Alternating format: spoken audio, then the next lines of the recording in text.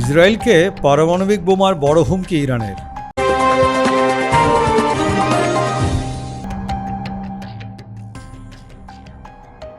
ইরানের সর্বোচ্চ নেতা আয়াতুল্লাহ আল খামেনির উপদেষ্টা কামাল খারেজি দেশটির পারমাণবিক উচ্চাকাঙ্ক্ষা নিয়ে বিশ্বের উদ্বেগকে আরও বাড়িয়ে দিয়েছে। ইসরায়েলের সাথে চলমান উত্তেজনার মাঝে অস্তিত্ব হুমকির মুখে পড়লে ইরানের পারমাণবিক বোমা বানানো ছাড়া কোনো উপায় থাকবে না বলে সতর্ক করে দিয়েছেন তিনি।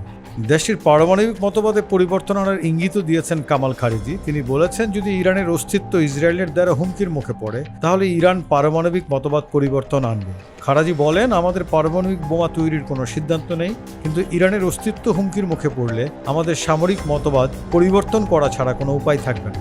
গত এপ্রিলের শুরুর দিকে সিরিয়ার রাজধানী দামেস্কে ইরানের দূতাবাসে বোমা হামলার প্রতিক্রিয়ায় ইসরায়েলের ভূখণ্ডকে সরাসরি লক্ষ্য বানিয়ে শত শত বিস্ফোরক, ড্রোন ও ক্ষেপণাস্ত্র হামলা চালায় তেহরান।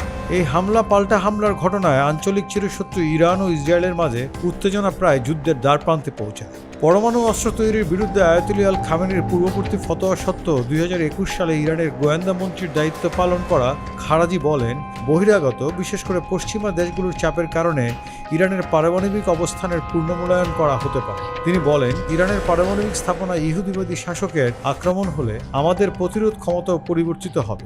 ইরান ইসরায়েল এমন উত্তেজনাকর পরিস্থিতিতে আন্তর্জাতিক পরমাণু শক্তি সংস্থার সাথে তেহরানের যুক্ত হওয়ার প্রচেষ্টার মিশ্র ফল দেখা গেছে। ইরানের পারমাণবিক কর্মকর্তাদের সাথে IAEA প্রতিনিধিদের আলোচনাকে ইতিবাচক ও ফলপ্রসূ হিসেবে বর্ণনা করা হলেও বাস্তব অগ্রগতি অধরা রয়ে গেছে। ইন্টারন্যাশনাল অ্যাটমিক এনার্জির প্রধান রাফায়েল গ্রোসি ইরানের পারমাণবিক কর্মকাণ্ডের বিষয়ে উদ্বেগ মোকাবেলায় দৃঢ় পদক্ষেপ গুরুত্ব তুলে ধরেছেন। একই সঙ্গে এই বিষয়ে ইরানের যথাযথ সহযোগিতা না করায় হতাশা প্রকাশ করেছেন তিনি। গত বছর ইরানের অজ্ঞাত এক স্থানে পাওয়া ইউরেনিয়াম কণার তদন্তে সহায়তা ও দেশটির পারমাণবিক কার্যক্রম পর্যবেক্ষণের সরঞ্জাম পুনরায় স্থাপন করার প্রতিশ্রুতি দিয়েছেন তেহরান, কিন্তু ইরানের এমন আশ্বাসের পর এই কার্যক্রমে উল্লেখযোগ্য কোনো অগ্রগতি হয় না বলে জানিয়েছে IAEA। গ্রোসি বলেন, বর্তমান অবস্থা আমার কাছে একেবারে অসন্তোষজনক। আমরা প্রায় অচল অবস্থার মধ্যে আছি এবং এটি পরিবর্তন করা দরকার।